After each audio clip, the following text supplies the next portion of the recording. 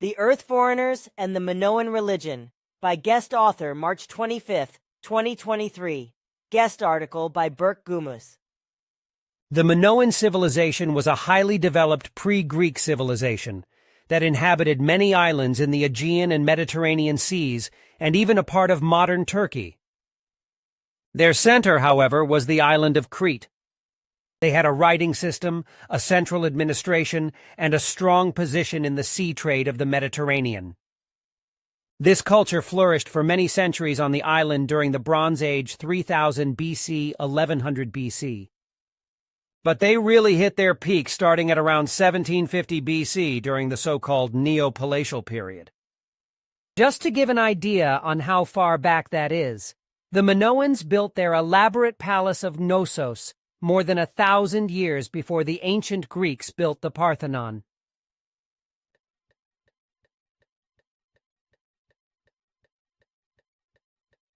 (213th contact Tuesday, the 2nd of December, 1986, 3:17 HRS).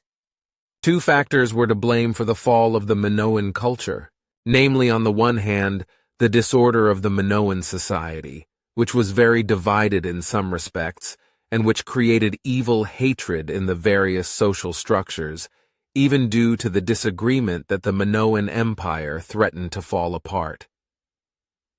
The cultural structures split apart, and soon, the whole thing threatened to degenerate into a war of the entire citizenry, and thus, of all levels of society. But before this could happen, a tremendous natural disaster occurred, namely as the Santorini volcano erupted. Excerpt from Figu Bulletin 61 translation.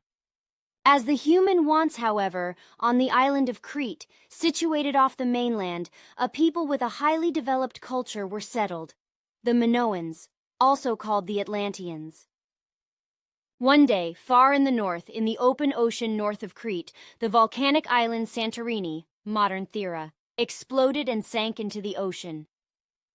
Consequently, a giant tsunami devastated the island of Crete, from which the Minoans fled to the Greek mainland. There they encountered the wild, uncultured, and primitive Hellenist descendants, who were instructed by the Minoans in all arts and trades, as well as in written and spoken language. Thus the Greeks got to know culture. However, since that time, the text, the alphabet, and the language were Minoan. This remains so up to the current day, with an insignificant change. Since the original Minoans were in a stark minority in relation to the Hellenists, they interbred, and after a few hundred years no Minoans of pure race existed anymore. In their level of consciousness, the Hellenists themselves had never been on even footing with the Minoans, and so, over further centuries, they remained on the same level of consciousness to which the Minoans had brought them. They lived in accord with that and made no progress. There are two writing systems that the Minoan civilization on Crete used, Linear A and Linear B. Linear B has been pretty much decoded. Linear B is an early form of Greek. Linear A bears a lot of similarities with Linear B, but it remains officially undeciphered. It was primarily used in religious texts. Therefore, one could perhaps assume that when it comes to the Minoan religion, everything remains speculative. Right? Not entirely. Because there are plenty of records of their religion, namely in the form of images, from which in turn we can recognize their religion, and what or who exactly the Minoans worshipped and why. Besides Linear A and B, there is also the Cypro-Minoan language that was used in Cyprus and various hieroglyphic writings before Linear A, one of those mysterious hieroglyphics we can observe on the surface of the Phaistos disk. See? The Phaistos disk, an ancient document written in an alien language. Minoan clay tablets from Crete showing Minoan writing.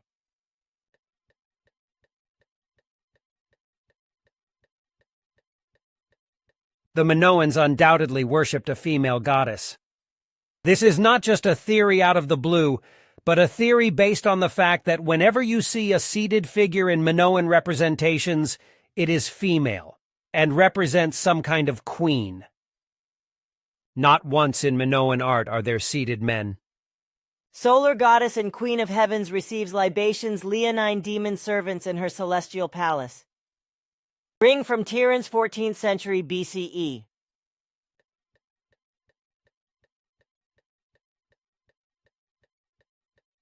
Why is she a goddess? Because she is usually depicted together with eagles that flank her. Sometimes she has wonderful griffins next to her. Goddess seated flanked by eagles facing her sun. Sun appears above her, identifying goddess as solar divinity.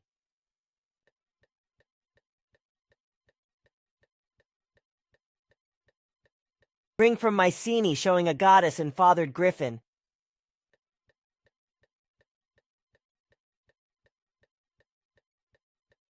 She seems to be in some kind of otherworldly landscape. Things seem supernatural and inspire the imagination. She looks like the Virgin Mary, so to speak, except that she has naked breasts. But this is necessary to show that she is the source of life, of all life. So she is divine and not a normal person.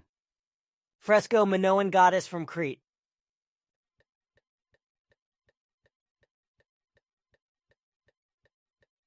Also, she often has another god next to her, who looks very strong and athletic but is smaller than her. Not in the sense that he is subordinate to her and not strong, but simply younger than her. So it could represent a mother-son relationship and not an erotic one. They never touch, kiss, or hold hands. It's always very hierarchical. Goddess and god engaged in conversation, possibly with god receiving instructions. Ring from Mycenae.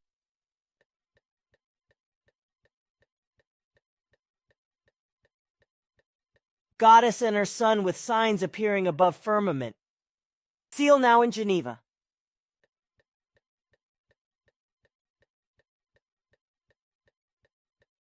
One could therefore think that the Minoans were a matriarchal society that practiced a kind of female worship, but feminization of religion does not represent a matriarchy at all.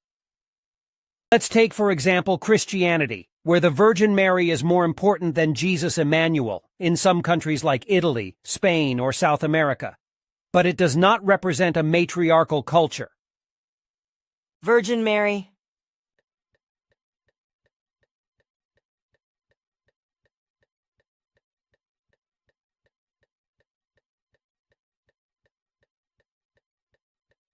(831st contact, Tuesday, the 3rd of January, 2023, 9:08 HRS). So I will say more about what I was talking about before. As my father wrote, the foreigners of that time, whose distant descendants can still be observed in earthly airspace, were of a female nature but also male earth humans in great numbers, who allowed themselves to be worshipped and glorified, but also built many buildings, etc., and taught Earth's humanity various forms of writing. This also applies to the research being carried on in Greece, especially concerning the Minoans, the Taurus, etc., who, supported and guided by the foreigners of that time, created very remarkable buildings and made jewelry, about which the archaeologists of today are still puzzling over who actually made them and where they came from, and so on. The fact that the ancestors of today's foreigners were the actual creators is something that especially those who carry a title and think they are clever and think that they have eaten the knowledge with shovel diggers and are even wise are unable to grasp due to their lack of understanding.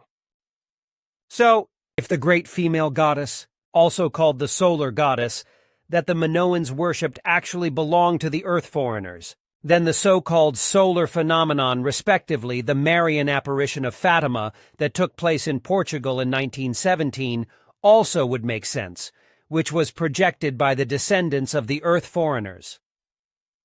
710th contact, Tuesday, the 11th of September, 2018, 21:14 HRS. Then I want to end this subject and hear from you what you have to say about the matter of the Giza intelligences, who were in reality the earth foreigners, of whom there has been talk since time immemorial. So I have another question about Fatima, because at that time, on the 12th or 13th of October 1917, tens of thousands of onlookers in central Portugal were able to observe and witness a furious solar phenomenon. As early as the mid-1950s, Ascot told me that the whole thing had been arranged by the Earth foreigners, whereby Ascot also took me back in time to the exact moment when the event took place, which gave me the opportunity to observe the spectacle for myself and to realize that the alleged solar phenomenon had been conjured up for the whole crowd of onlookers by an Earth foreigner's flying objects.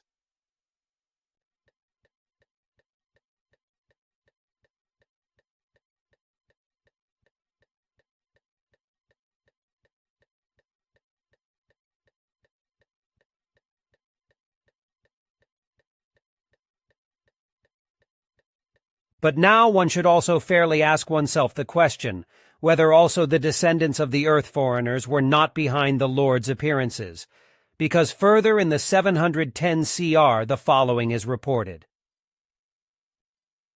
Nevertheless, Ascot, your daughter Semyase and I, at the 34th contact conversation, on the 14th of September 1975, foisted a misinformation on the public, because we said something that was only half-truthful. Namely the following. Sam Jace, you have experienced and recognized that the appearance of Lords was a projection as well as the fantasy figure of Satan, which you projected into your field of vision as a child by your own powers. And you also know very well that as another example, the appearance of Fatima was nothing else but the evil play of the Giza intelligences, who let one of their ships appear in radiant light, and then one of their female life forms appeared as the Mother of God, although they made the mistake that the woman remained in her spacesuit, and this was registered by critical observers. You know these events very well, and it is completely illogical to ask again. So it was said that the Fatima incident was something arranged by the Giza intelligences, but this did not correspond to effective correctness, for it was fundamentally only an evasive truth, the meaning of which was explained to me but concealed from the public. The explanation was that the whole truth could only be told when at a certain time in the new millennium all or part of the whole connections could be revealed and would no longer cause any problems. The disclosure could be today, if we can talk about it now, as you recently said and explained that it could be in the month of September. So I think that now, with regard to the presence of the Earth foreigners on Earth, it should be explained that through them, really abductions and so on, and also other occurrences have taken place. If you yourself would say some clarifying words about this, there would then also be clarity in this respect. I can do that, but there is not much to explain, because for various reasons connected with the Earth foreigners and the black men, as well as with the U.S. and other secret services, we had to behave in such a way that we pretended to be uninformed, and our contacts appeared unreal from the point of view of the Earth foreigners, the black men, and all the various secret services. This could only be done by distancing ourselves from calling the Earth foreigners the originators of the Fatima phenomenon, for if we had done so, the insidious efforts of the dark men and secret services against you would have continued. Marian apparitions and pilgrimage in Lourdes. Lourdes is one of the most visited pilgrimage sites in the world and is located in southwest France near the Spanish border. The pilgrimage to Lourdes began with a series of a total of 18 Marian apparitions from February 11th to July 16th, 1858. From February 11th, 1858, it is said that the Mother of God repeatedly appeared to 14-year-old Bernadette Soubirous at the grotto of Massabielle, near the river Gave de Pau. Bernadette was collecting wood when a beautiful lady appeared to the girl in the grotto. The apparition is said to have been dressed in white and belted in blue. The grotto of Massabielle was at that time a place where, among other things, garbage was burned and pigs were herded. During one of these visions, Bernadette uncovered a spring in the grotto, the waters of which were said to have healing properties. Every year, 4 to 6 million visitors make a pilgrimage to Lourdes, and thousands firmly believing in a possible cure take baths in the spring water. Studies have not found any unusual mineral composition in the spring water, but it is of drinking water quality. The ecclesiastical and secular superiors initially regarded these apparitions, which ended on July 16, 1858, with suspicion and tried to prevent the crowds. Only after some time did priests and bishops also believe the girl. When the village priest Dominique Peyramal asked Bernadette to ask the apparition for her name, Bernadette delivered in reply, "I am the Immaculate Conception," a theological term that had only recently been dogmatized by the Pope. Peyramal said that Bernadette, as the uneducated daughter of an impoverished miller, could hardly have known this term. On this he was convinced of the authenticity of the apparition. Grotto of Massabielle with the figure of the Virgin Mary.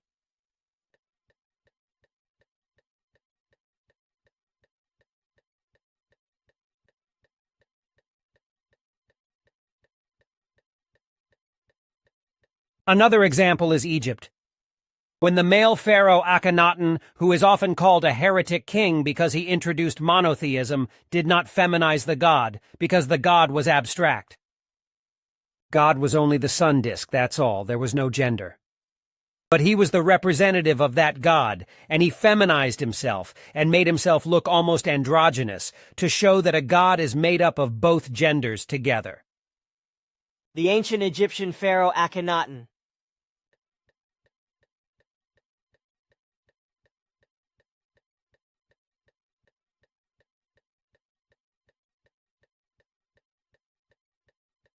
It is likely that in this duality, mother and son, we have something similar in Minoan Crete. The mother goddess and her powerful athletic warrior son. Goddess seated on her divine palace, facing her son. Sun appears between them, identifying goddess as solar divinity. Ring from Thebes.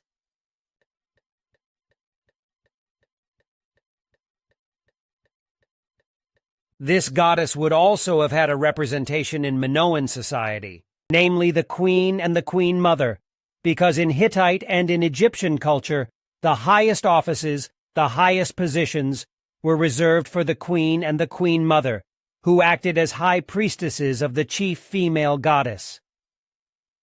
Snake goddess, or a high priestess performing a ritual, from the palace of Knossos.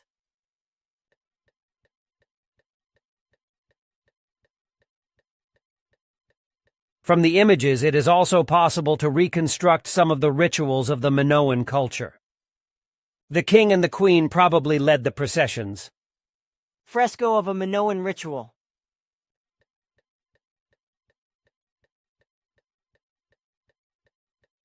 It could be that they left the palace of Knossos to go to the sacred mountain called Juktas.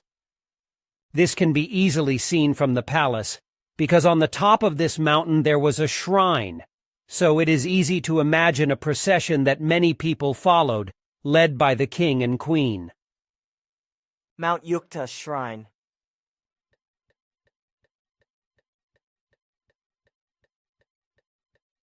Other rituals included offerings, public worship, and the distribution of bread and meat to the people. Sometimes it was animal sacrifices, which was very common, or simply things like bread, cakes, or raisins, etc., as was common in various other cultures.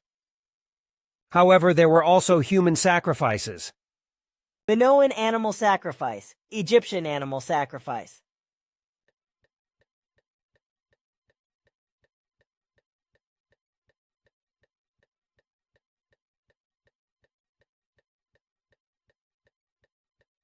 (750th contact Saturday, the 22nd of August 2020, 017, HRS). Like Joseph Carey Merrick, the so-called Elephant Man, the second son of King Minos and his wife Pasiphae was also severely physically deformed and had a certain resemblance to a bull's head, as well as a completely disfigured figure and face. And as was the case then, and as is also the case today, the boy was disowned by his parents as a result of his already congenital physical deformity. At that time, disabled children were usually killed at birth, but Minotaur, as he was called, was not. This was because the king and his wife feared that the sea god had brought about the whole of the body deformation as a punishment, because they had spread evil insults against him. Therefore, they were afraid that Poseidon would take new and even worse revenge on them if the son who had been deformed by his might were killed. So Minos and Pasiphae decided that a court servant, Aphaia or so her name was, should take care of the son and bring him up, far away in the vast countryside. Minotaur had a good intelligentum, was of a very peaceful nature, and had been astonishingly well educated by the court servant, so that one could converse with him through a translator. When he was grown up and also made aware of his origins by his governess, he tried to get to the court and demand his rights, but this led to the king and his wife reacting viciously, and consequently commissioning Daedalus to build a labyrinth, which was actually a huge cave, to imprison the physically deformed son in. However, always fearing the vengeance of Poseidon, they tried to appease the sea god by arranging for human sacrifices to be regularly offered in the labyrinth, but only youths of both sexes, who were first chosen from the population, stolen and killed as sacrifices, but later by Athens after war had been waged there, and the Minoans had been victorious. What must ultimately be mentioned with regard to the whole matter is that, as a result of the sacrifice of young human beings to appease or calm the god Poseidon, and out of fear of revenge, the lie arose that the imprisoned man called Minotaur, who had been cast out by his father and mother because of his deformed face, head, and body, was a human eater, which is why the human beings sacrificed to Poseidon would also serve him as food.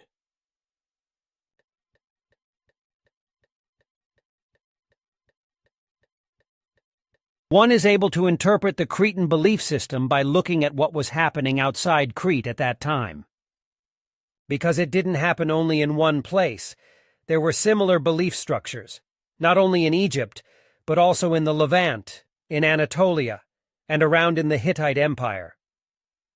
What scholars usually do is to project the Greek religion into the past, assuming that there is a complete continuity over 3,000 years, and that the religion of the Minoans somehow survived until the time of Pericles. It is too long a time with too many changes. Whereas it would make more sense to look at the contemporary world, with which Crete, of course, had trade contacts, and thus had many common beliefs, including the worship of the sun, as well as common symbols such as the so-called horns of consecration right picture, which are exactly the same as the twin mountains of the Egyptians. Left picture.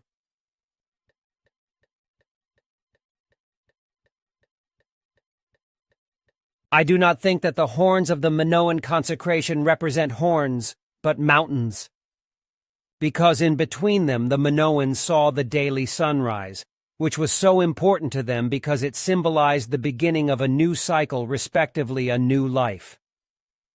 Egyptian ideogram for mountain.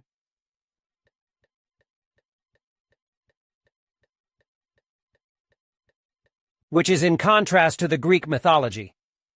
They had sun deities like Helios or Apollo, who were also sometimes associated with the sun, but they had no main sun deity. There was no worship of the sun, as there was among the Minoans. There are so many differences between the Greek religion and the Minoan religion, which should make one resist the continuity theory, because where is the mother goddess in the Greek pantheon? They had Zeus, who also had a mother called Rhea, but she was hardly worshipped. She was a secondary citizen, from which we can see the abolition of the mother goddess. And where is the solar religion? The Greeks did have sun gods as mentioned, but they received no worship. No Greek worshipped the sun, and these are two big differences. And thirdly, the symbols of the Minoan religion have disappeared. One has neither the twin mountain nor the double axe. They do not exist in the Greek cult. Minoan double axe.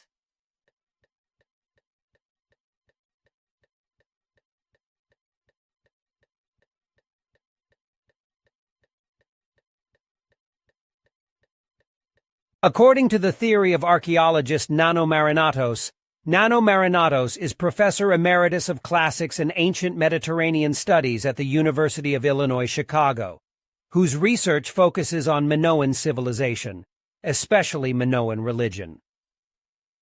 The double axe represents an allomorph or another form of the sun. It is said to represent a duality with two equal sides, just as the sun has this duality. Day and night, light and darkness, etc. According to Marinatos, the double axe represents a regenerative symbol, which is also often shown among plants, because plants naturally grow just like the double axe. Or it is shown on the bottom of the sea. What is the double axe doing on the bottom of the sea together with fishes? It supposedly symbolizes how the double axe animates the fish, respectively breathes life into them. Pithos from Knossos.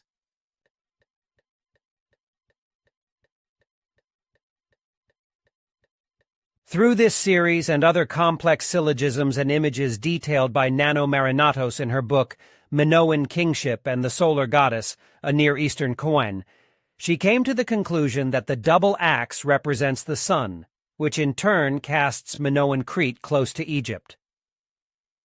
For Egypt is the birthplace of the solar religion. Egyptian images that represent solar religion.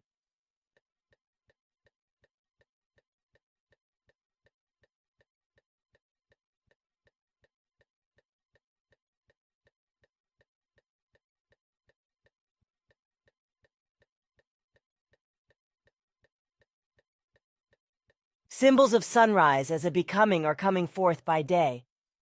Minoan double axe.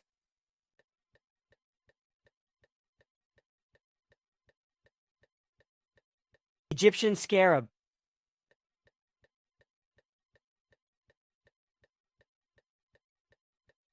Excerpt from the book Minoan Kingship and the Solar Goddess, a Near Eastern Koine by Nano Marinatos. A peculiarity of the double axe is that it sometimes blends with the Egyptian ankh, a sign of life. The ankh has many variants, such as the knot of Isis. The Minoan hieroglyphic script includes the ankh as its own sign.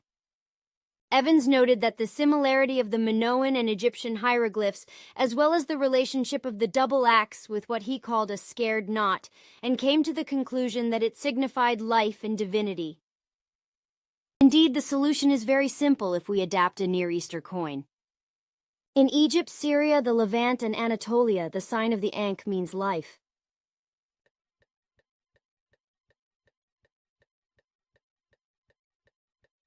In the Hittite Luwian script, the meaning of ankh as life is quite clear. Helmut Theodor Bossert, a Hittitologist and contemporary of Evans, systematically explored the similarity of Hittite signs to their Minoan equivalents and arranged them into a table, shown here as figure 9.15.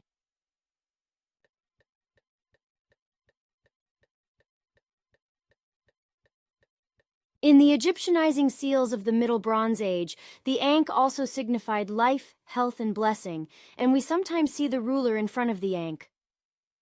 Fig. 9.16. Why does the double axe merge with the ankh sign? It is because they both signify regeneration and life.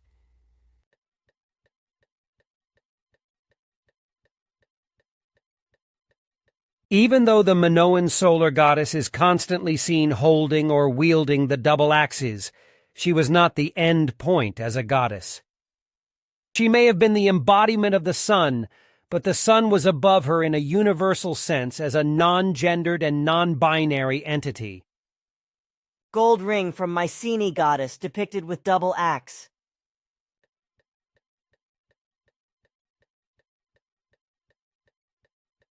Goddess with Rosetta in one hand.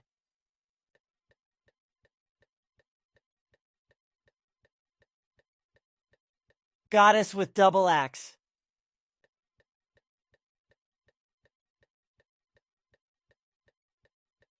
On the one hand, there was an anthropomorphic deity, and on the other hand, beyond that, abstractions such as spirals and things that obviously had a religious meaning, which represented the abstraction of the goddess.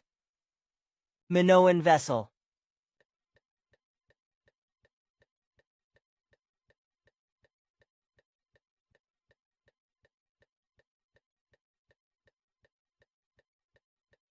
So, who were the Earth foreigners whose distant descents are still frequently observed in earthly airspace today? If the Minoan solar goddess and her son, the standing god, who were depicted on countless Minoan ornaments that can be seen above, represent the far descendants of today's Earth foreigners. Then this raises new questions again because the visual formula of seated goddess and the standing male god was not unique to Crete. As mentioned earlier, one is able to interpret the Minoan belief system by looking at what was happening outside Crete at that time. There were similar belief structures, not only in Egypt, but also in the Levant, in Anatolia, and around in the Hittite Empire. Could therefore also maybe other descendants of the today's Earth foreigners, on different seals and hieroglyphs, etc., from Egypt, the Levant, Anatolia, and around the Hittite Empire be depicted and seen? Seated goddess and storm god Hadad Baal. Old Syrian seal.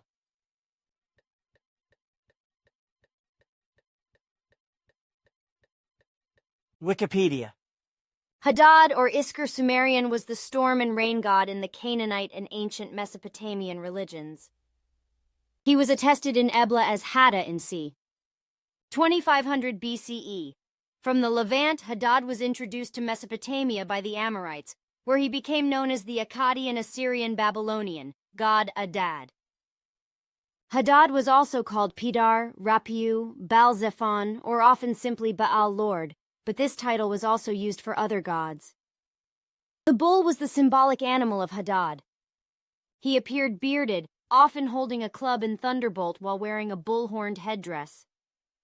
Hadad was equated with the Greek god Zeus, the Roman god Jupiter, and in the cult center near Dolicha in Asia Minor he was addressed as Jupiter Dolichinas, as well as the Hittite storm god Teshub. The Baal cycle, also known as the Epic of Baal, is a collection of stories about the god Baal from the Canaanite area, who is also referred to as Hadad, the storm god. This collection of stories is dated between 1400 and 1200 BC and was found in Ugarit, an ancient city located in modern-day Syria. Stele of Baal with thunderbolt, 15th–13th century BCE. Found at the Acropolis in Ras Shamra in the ancient city of Ugarit.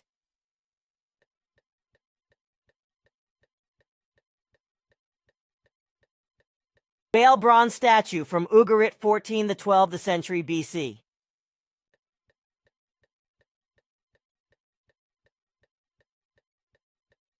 In the 750 CR, we can read that King Minos of Minoa, supposedly the son of Zeus and Europa, actually existed and was not a fantasy figure from Greek mythology, as well as the other gods and demigods of Greek mythology mentioned in the 069 and 317 CR.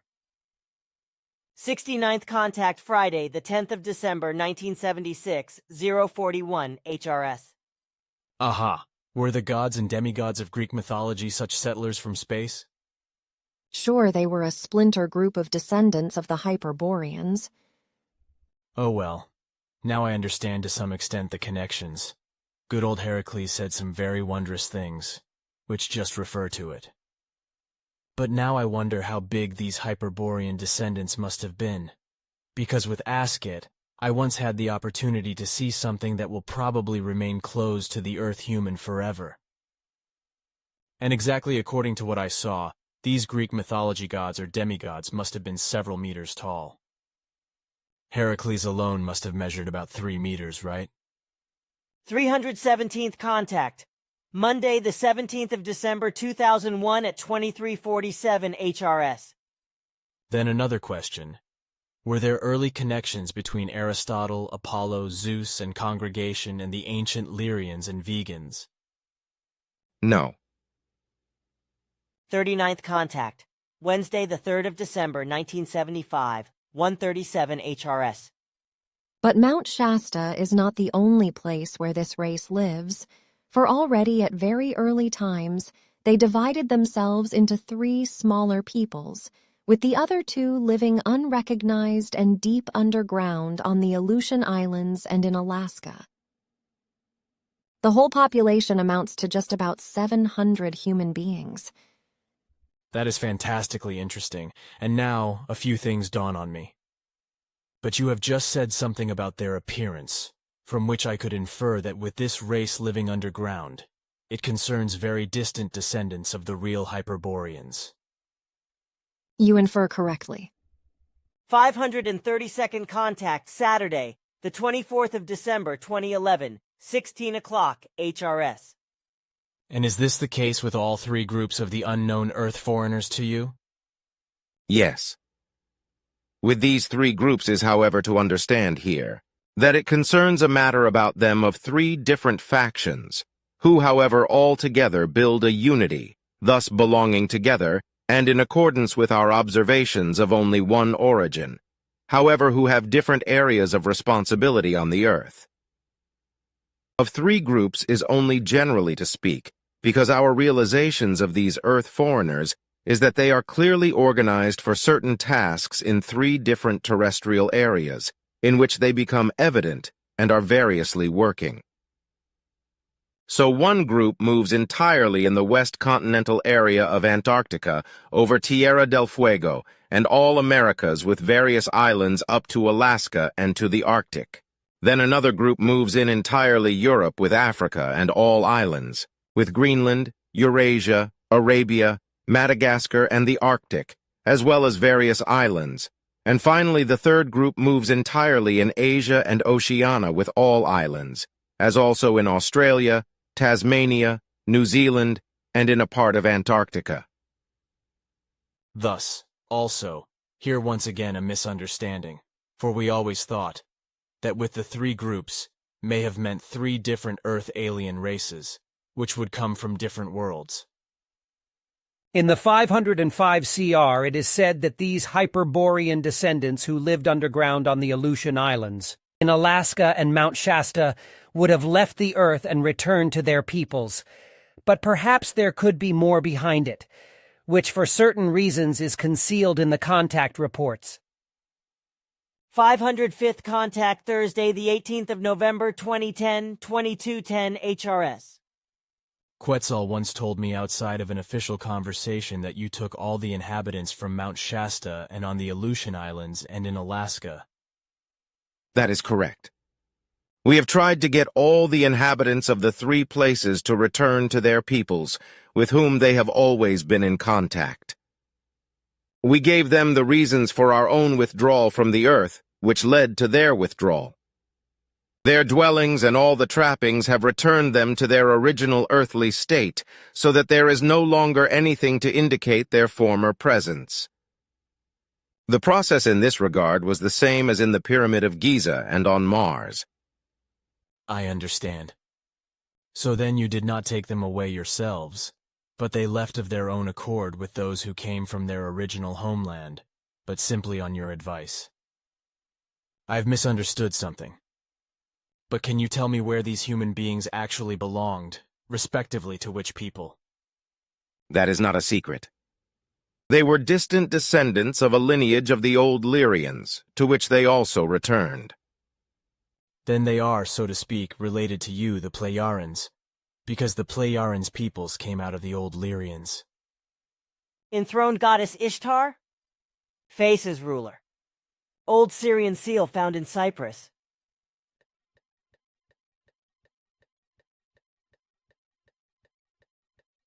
Wikipedia. Inanna is an ancient Mesopotamian goddess of love, beauty, war, and fertility. She is also associated with beauty, sex, divine law, and political power. She was originally worshipped in Sumer under the name Inanna, and later by the Akkadians, Babylonians, and Assyrians under the name Ishtar. She was known as the Queen of Heaven, and was the patron goddess of the Eanna Temple at the city of Uruk, which was her early main cult center. She was associated with the planet Venus, and her most prominent symbols included the lion and the eight-pointed star. Her husband was the god Dumuzid, later known as Tammuz, and her Sukal, or personal attendant, was the goddess Ninshubur, who later became conflated with the male deities Ilabrat and Papsukal. She was especially beloved by the Assyrians, who elevated her to become the highest deity in their pantheon, ranking above their own national god Ashur. Inanna Ishtar is alluded to in the Hebrew Bible, and she greatly influenced the Ugaritic Ashtart and later Phoenician Astarte, who in turn possibly influenced the development of the Greek goddess Aphrodite. Her cult continued to flourish until its gradual decline between the 1st and 6th centuries CE in the wake of Christianity. Inanna appears in more myths than any other Sumerian deity. She also had a uniquely high number of epithets and alternate names, comparable only to Nergal. Many of her myths involve her taking over the domains of other deities. She was believed to have been given the Mez, which represented all positive and negative aspects of civilization, by Enki, the god of wisdom. She was also believed to have taken over the Yana temple from An, the god of the sky. Alongside her twin brother Utu, later known as Shamash, Inanna was the enforcer of divine justice. She destroyed Mount Ebi for having challenged her authority, unleashed her fury upon the gardener Shukalatuda after he raped her in her sleep, and tracked down the bandit woman Bilulu and killed her in divine retribution for having murdered Dumuzid. In the standard Akkadian version of the Epic of Gilgamesh, Ishtar asks Gilgamesh to become her consort. When he disdainfully refuses, she unleashes the Bull of Heaven, resulting in the death of Enkidu and Gilgamesh's subsequent grapple with his own mortality. Inanna's most famous myth is the story of her descent into and return from the ancient Mesopotamian underworld, ruled by her older sister Ereshkigal. After she reaches Ereshkigal's throne room, the 7 judges of the underworld deem her guilty and strike her dead. 3 days later, Ninshubur pleads with all the gods to bring Inanna back. All of them refuse her except Enki, who sends 2 sexless beings to rescue Inanna. They escort Inanna out of the underworld, but the Gala, the guardians of the underworld, drag her husband Dumuzid down to the underworld as her replacement. Dumuzid is eventually permitted to return to heaven for half the year, while his sister Geshtinanna remains in the underworld for the other half, resulting in the cycle of the seasons. Goddess Ishtar on an Akkadian Empire seal, 2350-2150 BCE. She is equipped with weapons on her back, has a horned helmet, and is trampling a lion held on a leash.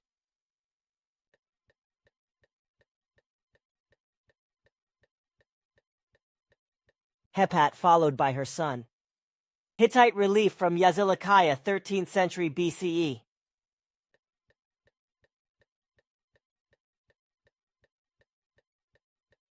Wikipedia. Hebat or Hepat was a Hurrian goddess. She was the tutelary deity of Halab, modern Aleppo, in origin, and in that role appears already in pre-Hurrian texts from Ebla. Her status was not identical in all Hurrian centers. While she was the main goddess in the pantheons of Halab and various cities of Kizuwatna, her role in Ugarit and in eastern cities like Nuzi was smaller. Due to the influence of Hurrian religion, she was also worshipped by Hittites and Luwians, as well as by some of their Neo-Hittite successors. Hebat's best attested role is that of the wife of the weather god, whose identity varied depending on culture and time period. In Eblate sources, she was associated with Adad, while in Hurrian ones with Teshub. Late sources from Tabal associate her with Luwian Tarhunt. Possible depiction of the Hittite sun goddess Arinna, also called Hebat, with her son.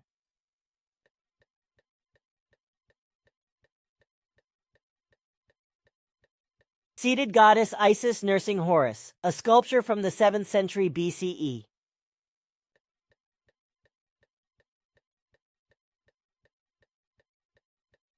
Wikipedia. Isis was a major goddess in ancient Egyptian religion whose worship spread throughout the Greco-Roman world. Isis was first mentioned in the Old Kingdom c. 2686 c. 2181 BCE as one of the main characters of the Osiris myth, in which she resurrects her slain brother and husband, the divine king Osiris, and produces and protects his heir, Horus. She was believed to help the dead enter the afterlife as she had helped Osiris, and she was considered the divine mother of the pharaoh, who was likened to Horus. Her maternal aid was invoked in healing spells to benefit ordinary people. Originally, she played a limited role in royal rituals and temple rites, although she was more prominent in funerary practices and magical texts. She was usually portrayed in art as a human woman wearing a throne-like hieroglyph on her head. During the New Kingdom c. 1550 c. 1070 BCE, as she took on traits that originally belonged to Hathor, the preeminent goddess of earlier times, Isis was portrayed wearing Hathor's headdress, a sun disk between the horns of a cow. In the Hellenistic period 323–30 BCE, when Egypt was ruled and settled by Greeks, Isis was worshipped by Greeks and Egyptians, along with a new god, Serapis. Their worship diffused into the wider Mediterranean world. Isis's Greek devotees ascribed to her traits taken from Greek deities, such as the invention of marriage and the protection of ships at sea, and she retained strong links with Egypt and other Egyptian deities who were popular in the Hellenistic world, such as Osiris and Harpocrates. As Hellenistic culture was absorbed by Rome in the 1st century BCE, the cult of Isis became a part of Roman religion. Her devotees were a small proportion of the Roman Empire's population, but were found all across its territory. Her following developed distinctive festivals such as the Navigia Mysidis, as well as initiation ceremonies resembling those of other Greco-Roman mystery cults. Some of her devotees said she encompassed all feminine divine powers in the world. The worship of Isis was ended by the rise of Christianity in the 4th through 6th centuries CE. Her worship may have influenced Christian beliefs and practices such as the veneration of Mary, but the evidence for this influence is ambiguous and often controversial. Isis continues to appear in Western culture, particularly in esotericism and modern paganism, often as a personification of nature or the feminine aspect of divinity. 715th Contact Saturday, the 23rd of February 2019, 2151 HRS. Good. Then my question regarding the Phantom Airship Wave 1896 to 1897, after which I asked you to clarify what it was about. There is not much to say about this, but only a little. Namely, that these were demonstrative maneuvers of Earth foreigners who have been working on Earth since time immemorial, and whose present descendants are also still here today, and can be observed again and again all over the world.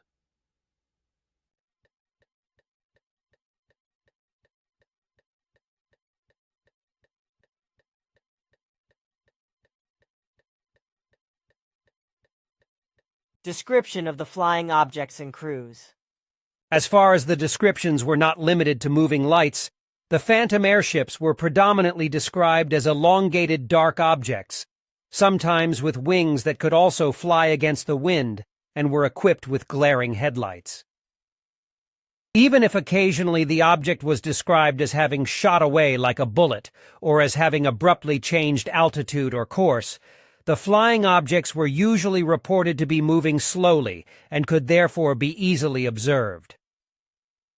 Among the many hundreds of reports, only one describes the airship as a 12-meter-long hat-shaped object, which is very close to today's idea of a UFO.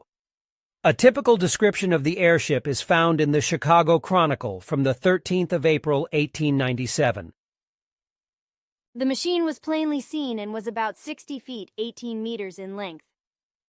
The vibrations of the wings were also distinct. It was studded with colored lights as usual, and the engine and a kind of music as of an orchestra were heard. And a witness named James Hooton of Arkansas, described as a well-known railway conductor, provided the following description of a landed flying object and its takeoff on the 20th of April, 1897. A closer examination showed that the keel was divided into two sections. In front, it flared out like the scabbard of a knife. The flanks were flared towards the middle to converge again at the back.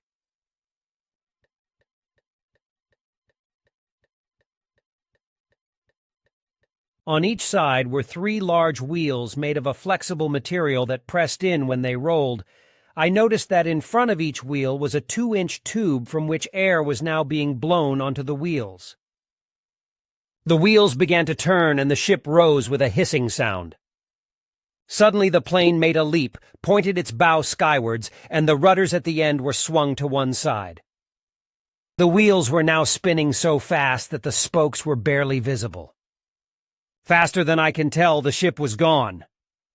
Reports also appeared of several landings involving contact with crew members of the Phantom airships. These were almost invariably described as ordinary human beings. Sometimes it was a woman, sometimes a medium-sized man with tinted glasses, a man with a long dark beard, or a small man with a light blue sailor suit. When spoken to, they always answered in English. The few surviving accounts of giants, alien or non-human flight occupants are, in CNAP's opinion, false statements.